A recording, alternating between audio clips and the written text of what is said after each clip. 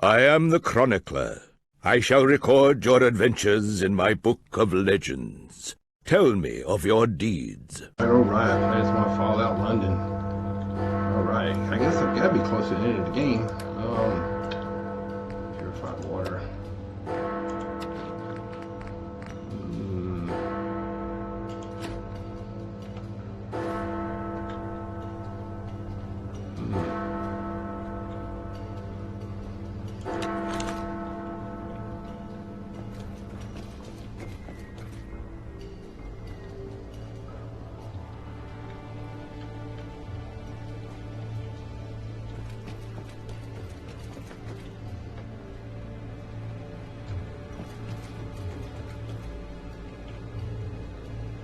You going in there? I think so.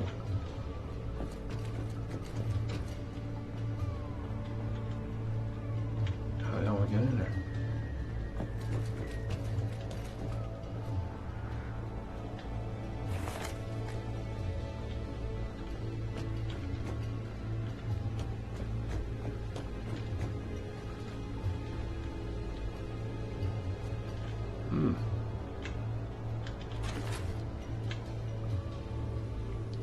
Shower pudding.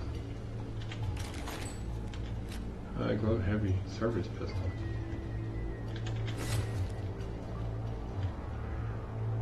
Nine-volt battery.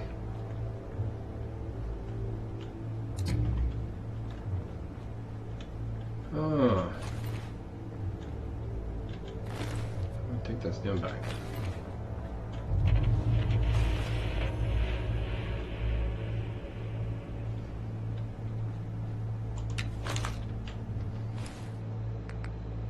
Weapons.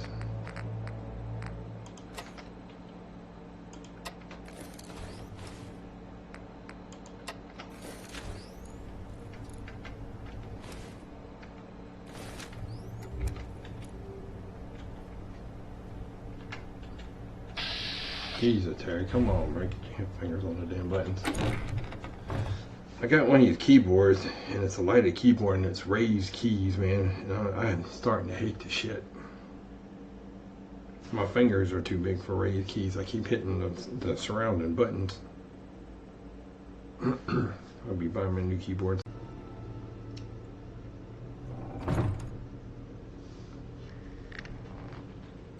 Oh, wow. Dang. Dang, bro.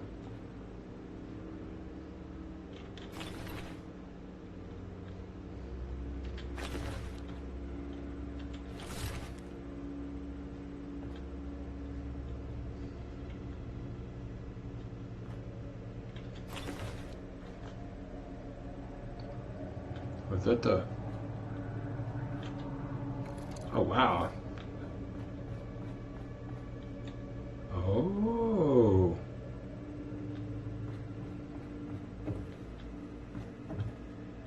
Angel. Corporal? Oh, you're not talking to me.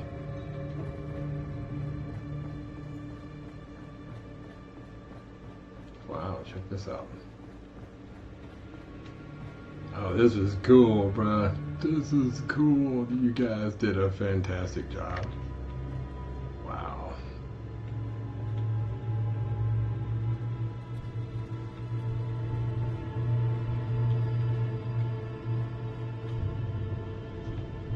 That's awesome, dude.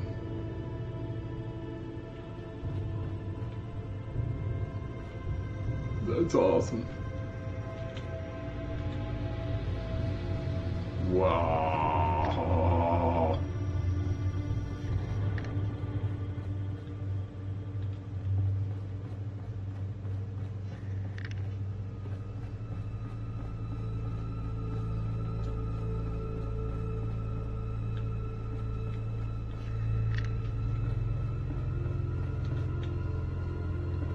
Uh-oh.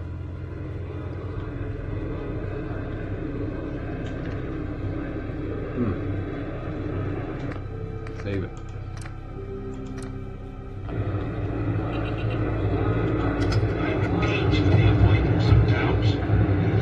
You're just in time. Please go to the dispatch ones.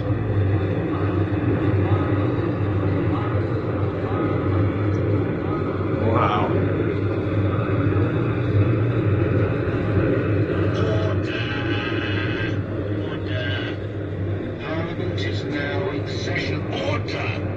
Order! Mr. Speaker, Order! Mr. Speaker, I rise tonight to address a matter of great urgency to our nation's security. The judgment of the Right Honourable Smythe across from me at the dispatch box. It is with sincere conviction that I must propose a motion to declare them an inferior Smythe. I must ask the House, what evidence is there to support this motion? Let us hear it. What about the assassination of Eve Varney? The tracks were set. A foolproof plan to take her out discreetly. What did the Right Honourable Smythe in question do? Waltz into Cable Street in frenzy and cause a scene. How untactful. Reception. It was no frenzy. I chased the headquarters of the vast Wesley planted interest and executed of the target. Don't even get me started on that whole Camelot business. All of Dr. North's experiments thrown out the window because the Right Honourable Smythe wanted to play hero. Is this the result of impatience or merely arrogance? To take such a risk? I'd say probably both.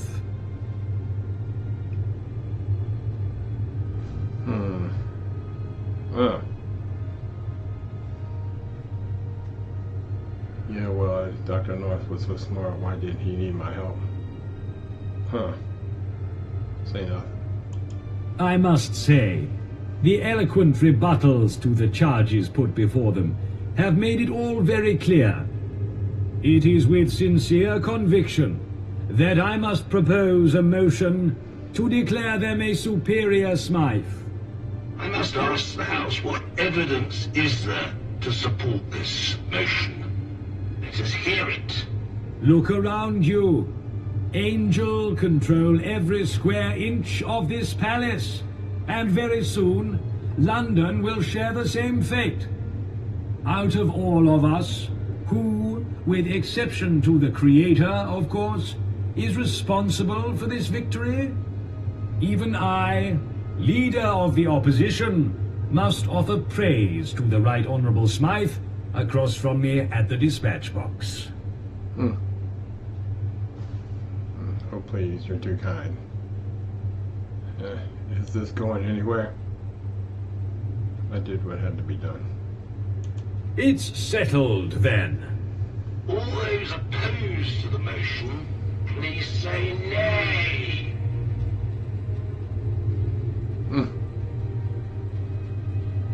The ayes have it. The ayes have it. The motion is carried. We may proceed to the Creator. Oh, he's a jolly good fellow, for he's a jolly good fellow, for he's a jolly good fellow. And so say all of us, and so say all of us, and so say all of us. That's For awesome. he's a jolly good fellow, for he's a jolly good fellow, for he's a jolly good fellow. That's crazy, bro.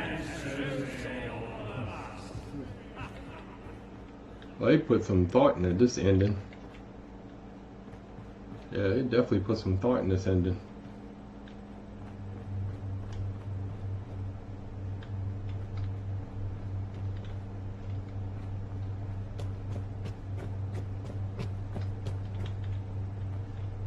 Oh, am I supposed to go that way?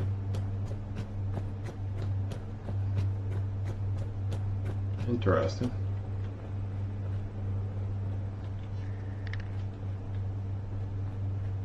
Oh. This is so weird. Oh.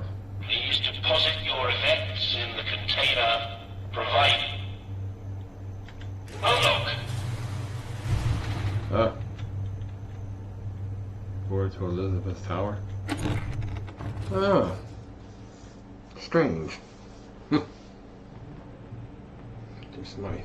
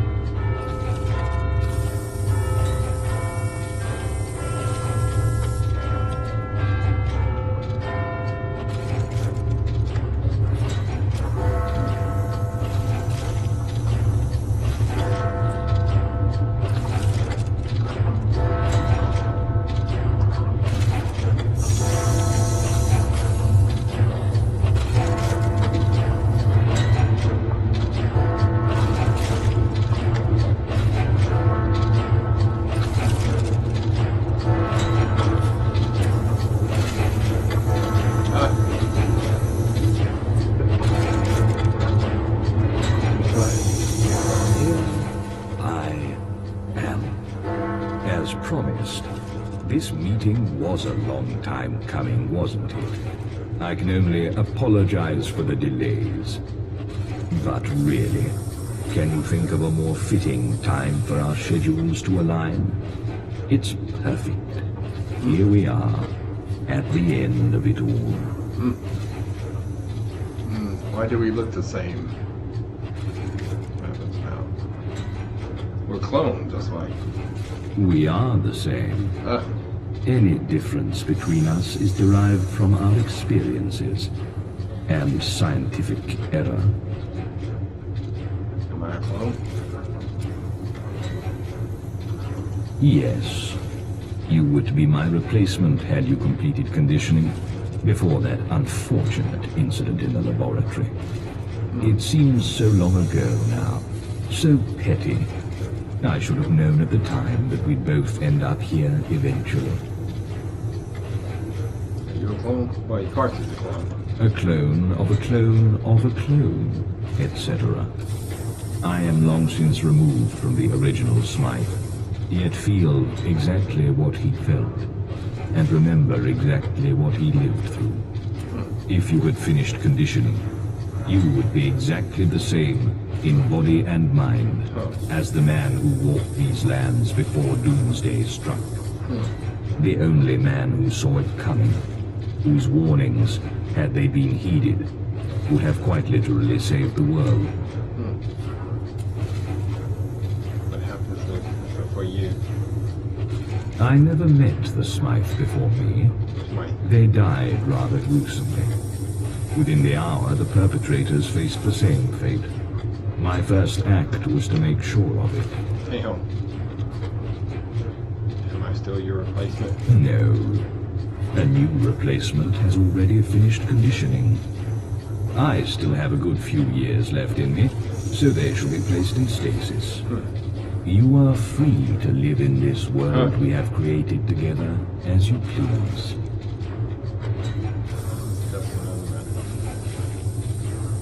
Who are you really? What happens now? Now, we build the world in our image. A world of Smythe, shaped by Smythe.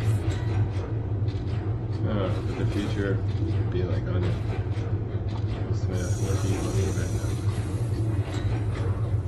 What will the future be like in Onion? We shall treat the proles like one of our experiments. Dehumanize them, and it will be their salvation. Their satisfaction shall be tracked, optimized, and perfected. Through psychology and scientific advancement, we will win the game of life. The proles will never be sad. They'll never be angry or hateful. They will simply accept the state of perfection upon them. Still, a long ways to go yet. Why is the House of Commons full of Smythe? They will be running the country from now on. You must understand, I respect the parliamentary and legislative process. It's the people within the process that made it fail. So, I compromised. What do you believe in? I believe in me. No philosophy or school of thought can be more reliable than that.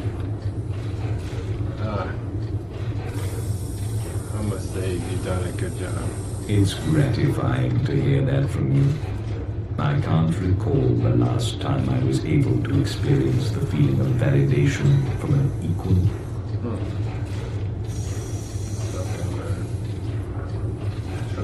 Now we part ways. Your job is done, and mine has only just begun. Farewell, Smith. It was a pleasure working with you. Do you have any more work from me? I think I'm going to be one Smith. Ha ha ha ha. Naturally. As I said. Farewell, Smith. It was a pleasure working with you. Be seeing you. Don't you have any more work for me? No. You were good at tearing down an institution, but building one. Your retirement is in this briefcase. Enjoy it. Wayfarer, this is the last time we'll ever meet. So, goodbye. Yeah, that's pretty cool, but claim your fortune.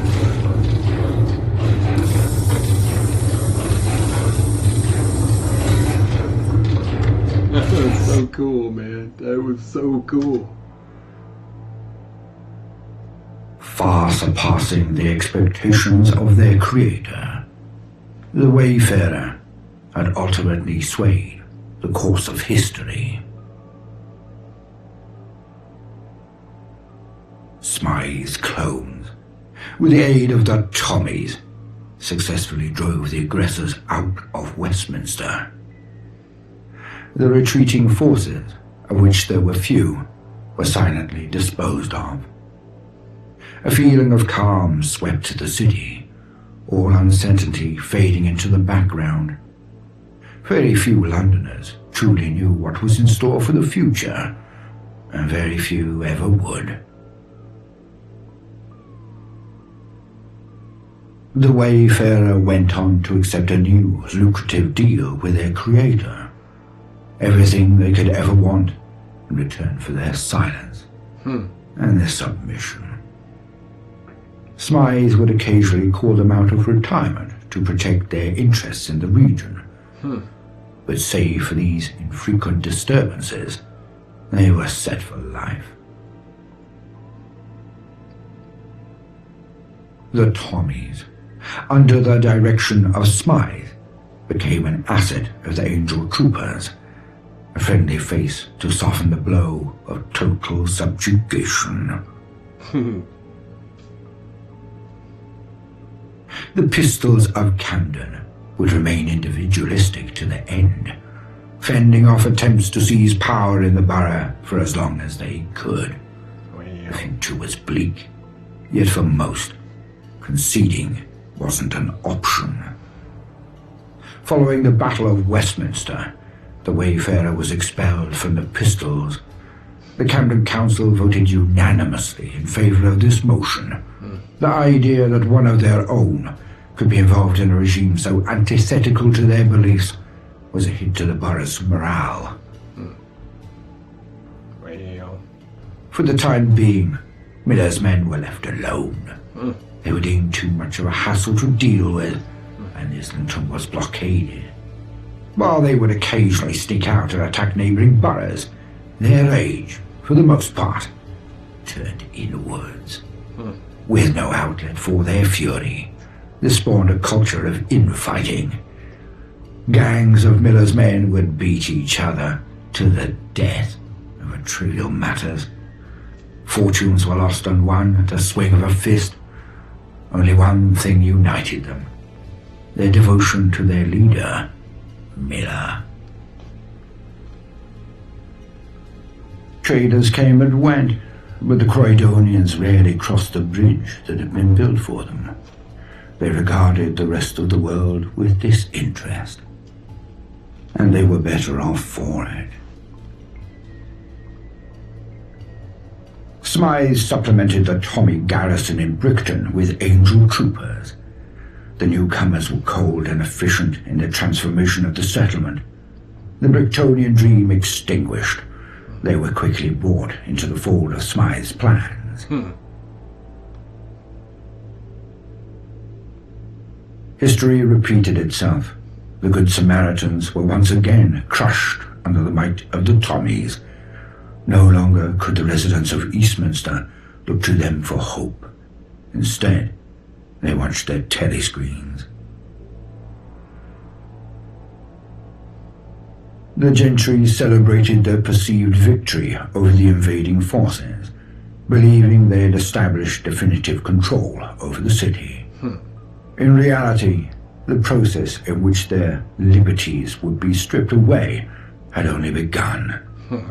According to Smythe's vision, they were to be the tools through which Parliament controlled the proletariat.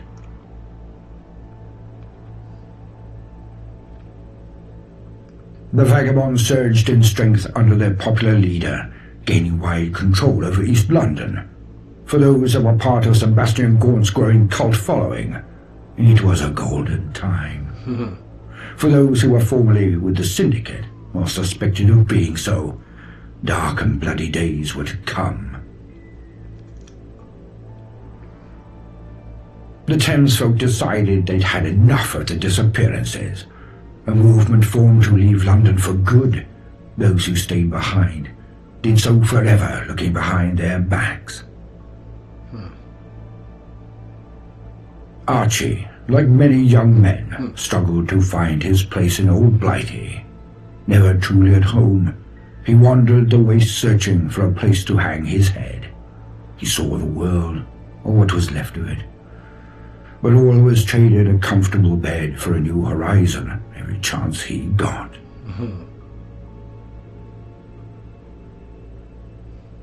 And so, the wayfarer's journey came to an end. But it was not the end of history, only the beginning. Because in mankind's pursuit of power, there is no price too high, no life too valuable, and no ideal too sacred. Because war never changes. Oh, great, man. That was freaking awesome. Guys, you did